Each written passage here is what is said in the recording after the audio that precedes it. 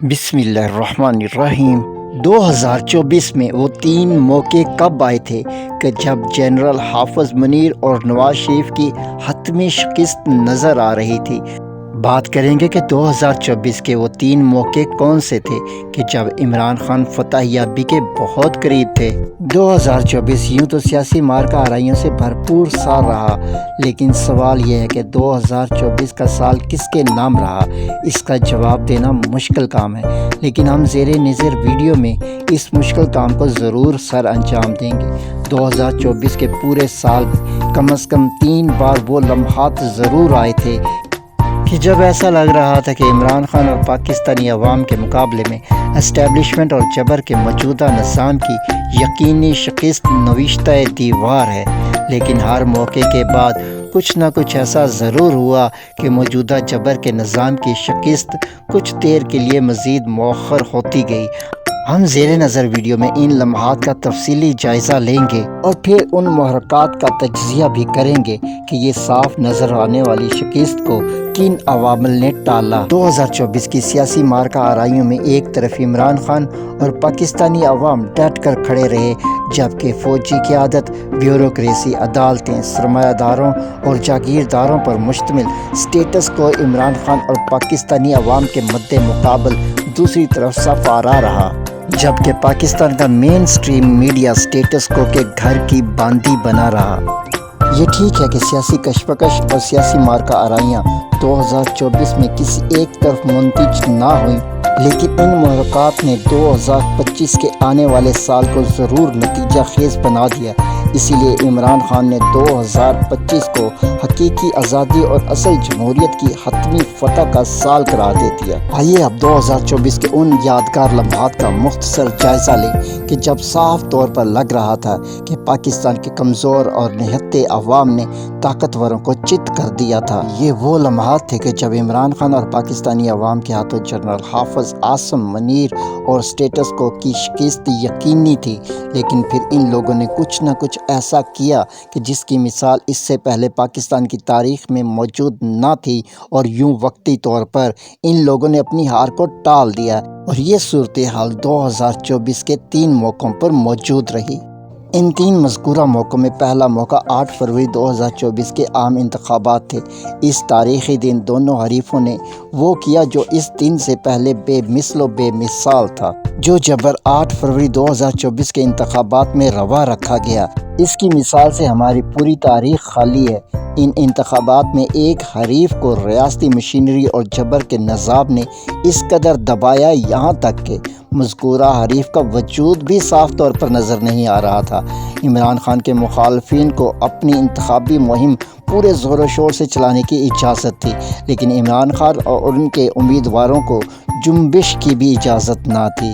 انتخابات سے پہلے عمران خان کو عدالتوں سے مجموعی طور پر نہ صرف 40 سال قید کی سزائیں سنائی گئیں، بلکہ عمران خان کو انتخابات لڑنے کے لیے نااہل بھی قرار دیا گیا۔ دھاندلی کرنے کے لیے سپریم کورٹ اور الیکشن کمیشن عمران خان اور پی ٹی آئی کی مخالفت میں مکمل طور پر ایک فریق بن گئے۔ سپریم کورٹ میں قاضی فائز عیسیٰ نے ضلعی انتظامیہ کے ذریعے انتخابات کروانے کا عجیب و غریب فیصلہ داغ دیا۔ صرف یہی نہیں بلکہ سپریم کورٹ نے عمران خان کے ووٹروں سے ان کا انتخابی نشان بلہ تک چھین لیا۔ الیکشن کمیشن نے عمران خان کے 80% امیدواروں کے کاغذات نامزدگی مسترد کر دیے، اور امیدواروں کے تصدیق کنندگان اور تجویز کنندگان کو جبری طور پر غائب کر دیا۔ آخر 8 فروری ووٹنگ کا دن آن پہنچا۔ ان سب جابرانہ اقدامات کے باوجود عوام نے اپنے ووٹوں کے ذریعے ایک خاموش انقلاب برپا کر دیا۔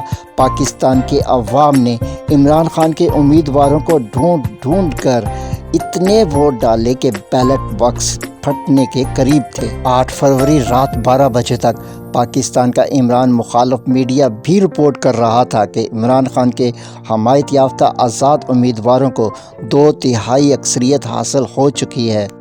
یہ 2024 کا وہ یادگار ترین لمحہ تھا جب جنرل حافظ عاصم منیر اینڈ کمپنی کی حتمی شکست صاف نظر آ رہی تھی، کیونکہ اگر 2/3 اکثریت سے جیتنے والے عمران خان کے امیدواروں کی جیت کا باضابطہ اعلان کر دیا جاتا تو عمران خان پاکستان کی تاریخ کی مضبوط ترین حکومت بنا لیتے۔ یہ اتنی مضبوط حکومت ہوتی کہ فوجی قیادت اپنی پوری طاقت کے باوجود اس ممکنہ حکومت کا کچھ نہیں بگاڑ سکتی تھی۔ لیکن اس کے بعد جو کچھ ہوا اسے دھاندلی کہنا دھاندلی کی توہین ہے۔ جو امیدوار 70,000 ووٹوں سے فارم 45 پر جیت چکا تھا اسے فارم 47 پر ہرا دیا گیا تھا۔ پورا نظام اس عوامی انقلاب کا تصور بھی نہیں کر سکتا تھا۔ یہی وجہ ہے کہ فوجی نظام اس وقت تک حرکت میں نہیں آیا جب تک انہیں یقین نہیں ہو گیا کہ پی ٹی آئی 2/3 اکثریت اپنے نام کر چکی ہے۔ خود کو حتمی شکست ہوتا دیکھ کر فوجی نظام نے اسکندر سلطان راجہ الیکشن کمیشن کے سربراہ کو آپ پارا سیکریٹریٹ میں طلب کیا، اور اس کے بعد جو کچھ ہوا وہ پاکستان کی تاریخ میں سیاہ باب کے طور پر رقم ہو چکا ہے۔ عوامی انقلاب کو فوجی قیادت وقتی طور پر دبانے میں کامیاب ہو گئی، لیکن ابھی تو پارٹی شروع ہے، ابھی تو کہانی کا آغاز ہے۔ 2024 کے مارکہ آراء سال میں اب اس دوسرے موقع کا تجزیہ کرتے ہیں کہ جب جنرل عاصم منیر اپنے تمام تر ظلم و جبر کے باوجود شکست خوردہ ہونے کے قریب تھے۔ یہ موقع 2024 کے اکتوبر میں آیا جب قاضی فائز عیسیٰ علیہ لعنت نے ریٹائر ہو جانا تھا اور منصور علی شاہ نے نئے چیف جسٹس کا حلف اٹھانا تھا، لیکن فوجی قیادت منصور علی شاہ کو مینج کرنے میں ناکام رہی۔ فوجی قیادت کو یقین تھا کہ اگر سید منصور Ali Shah chief justice supreme court بن گئے تو یہ جیتی ہوئی بازی مکمل طور پر ہار جائیں گے اور فارم 47 کی بے شرمی سے بنایا گیا کٹ پتلی حکومتی نظام کا دھڑن تختہ ہو جائے گا۔ فوجی قیادت نے 26ویں آئینی ترمیم کے ذریعے سید منصور علی شاہ کا راستہ روک دیا۔ 26ویں آئینی ترمیم کے ذریعے حکومت نے منصور علی شاہ کی جگہ جسٹس یحییٰ آفریدی کو سپریم کورٹ کا چیف جسٹس بنا دیا، اور یوں ملٹری لیڈرشپ نے ایک بار پھر اپنی یقینی شکست کے وقوع پذیر ہونے کو ایک بار پھر مؤخر کر دیا۔ آئینی بینچ اور کمپرومائزڈ یحییٰ آفریدی کے ذریعے سپریم کورٹ کو فتح کرنے کے بعد بھی فوجی قیادت کو سکون حاصل نہ ہوا، اور 24 نومبر کو عمران خان نے پاکستانیوں کو ڈی چوک احتجاج کے لیے فائنل کال دے دی۔ خان کی اس کال پر پورا پاکستان ڈی چوک امڑ آیا۔ 26 نومبر کی شام تک عوام ڈی چوک پہنچ چکی تھی، اور یہی وہ دن تھا جب آپریشن رجیم چینج کو 2024 میں تیسری مرتبہ اپنی شکست صاف نظر آ رہی تھی، کیونکہ اگر پی ٹی آئی کا یہ احتجاجی قافلہ 26 نومبر کی رات ڈی چوک میں گزار لیتا تو 27 نومبر کی صبح پاکستان میں صبح انقلاب بن جاتی۔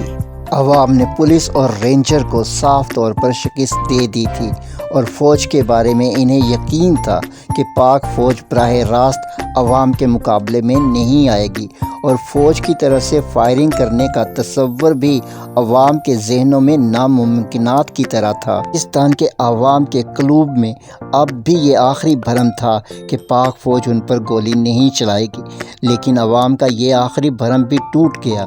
26 نومبر کی رات ہوتے ہی پورے ڈی چوک کی لائٹس بند کر دی گئیں۔